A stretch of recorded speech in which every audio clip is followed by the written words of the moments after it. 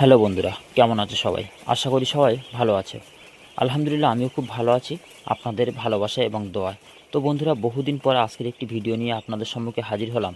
তো ভিডিওটি যদি ভালো লাগে অবশ্যই কিন্তু লাইক, কমেন্ট এবং সাবস্ক্রাইব করতে ভুলবেন না। তো চলুন বেশি কথা না বাড়িয়ে মূল টপিক্সের উপরে ফিরে আসা যাক।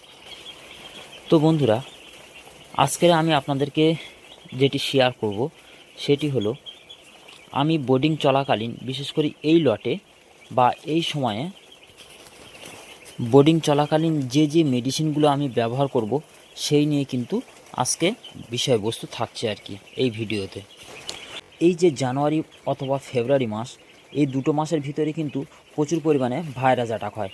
যেমন ধরুন ইকোলাই, কক্সি এবং করাইজা এবং মাথা ফোলা, গাউট, বিভিন্ন ধরনের রোগ কিন্তু আক্রান্ত হতে পারে আপনার ফার্মে। ঠিক আছে, তো অবশ্যই কিন্তু খেয়াল রাখতে হবে আপনাকেই। ঠিক আছে, যেহেতু ব্যবসাটা আপনাকেই কিন্তু খেয়াল রাখতে হবে। তো বন্ধুরা, এই ভিডিওতে আমি আপনাদেরকে জানাবো যে 3টি মেডিসিন অবশ্যই ব্যবহার করা অত্যন্ত জরুরি। যেমন ধরুন, প্রথম দিন আপনারা লেবু জল অবশ্যই তো দেবেন বা অরেঞ্জ দেবেন আপনারা, এবং দ্বিতীয় দিন থেকে কিন্তু মেডিসিন ব্যবহার করতে হবে।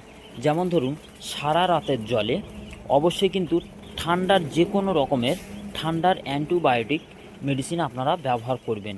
অবশ্যই খেয়াল রাখবেন, ঠান্ডার অ্যান্টিবায়োটিক মেডিসিন ব্যবহার করতে হবে। ঠিক আছে, রাত্রেবেলা এবং সকাল থেকে দুপুর পর্যন্ত অবশ্যই কিন্তু ভালো একটি AD3 বা ভিটামিন জাতীয় যে কোনো মেডিসিন আপনারা ব্যবহার করতে পারেন সকাল থেকে দুপুর পর্যন্ত। ঠিক আছে, এবং দুপুর থেকে 2 থেকে 3 ঘন্টার জলে অবশ্যই কিন্তু আপনারা প্লেন জল শোধন করতে পারেন অথবা নাও করতে পারেন। আমি কিন্তু করি না জল শোধন। ঠিক আছে, আমি কিন্তু প্লেন লেবু জলটা ওদেরকে দিই, যাতে ওদের শরীরে ইমিউনিটি পাওয়ারটা অনেকটাই বেড়ে যায়, লেভেলটা হাই হয়ে যায়। ঠিক আছে, যেহেতু রাত্রের জলে তো অ্যান্টিবায়োটিক চলছে এবং দিনের বেলা ভিটামিন চলছে।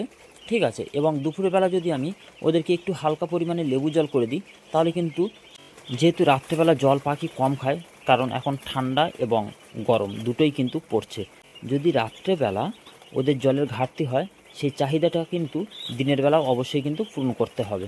ঠিক আছে, তো তার জন্য আমি 2 থেকে 3 ঘন্টায় লেবু জল ওদেরকে ব্যবহার করতে দিই, যাতে ওদের ইমিউনিটি পাওয়ারটা অনেকটাই ভালো থাকে। ঠিক আছে, তো বন্ধুরা, এই রকমভাবে 3টি মেডিসিন কিন্তু পরস্পর কন্টিনিউ পাখির বয়স 5 দিন পর্যন্ত আপনারা ব্যবহার করতে পারেন।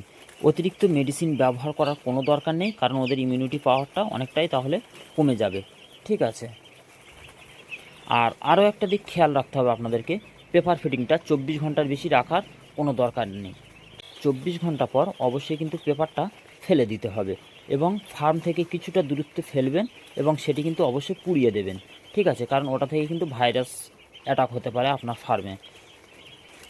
এবং এই লটে অর্থাৎ এই জানুয়ারি মাসে অবশ্যই কিন্তু একটু পরিষ্কার পরিচ্ছন্ন ফার্মটাকে রাখতে হবে। ঠিক আছে, ফার্মটাকে দুর্গন্ধময় রাখতে হবে, ফার্মে যেন অ্যামোনিয়া গ্যাস সৃষ্টি না হতে পারে, এদিকে কিন্তু আপনাকে অবশ্যই খেয়াল রাখতে হবে। এবং পর্যাপ্ত পরিমাণে ওদেরকে হিট দিতে হবে।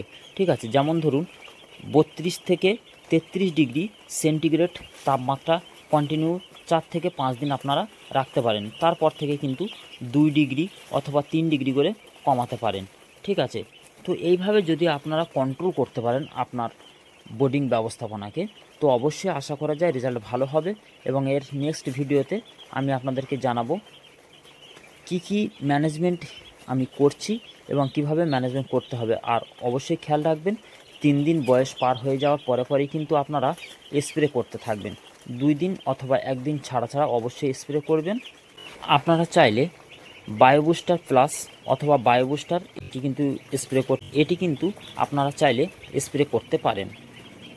এবং সপ্তাহে অন্তত একবার করে নিমের যে পাতা পাওয়া যায়, সেই নিমের পাতাকে ব্লেন্ডারে পেস্ট করে নিয়ে ফার্মের 4 সাইডে ভালোভাবে কিন্তু আপনারা স্প্রে করে দেবেন।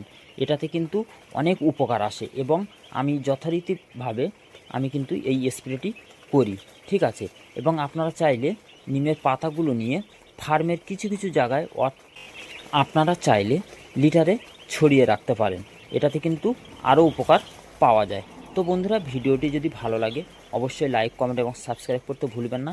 তো চলুন ভিডিওটি আজকে এখানেই শেষ করা যাক। তো সবাই ভালো থাকবেন, সুস্থ থাকবেন। আল্লাহ হাফেজ। আসসালামু আলাইকুম।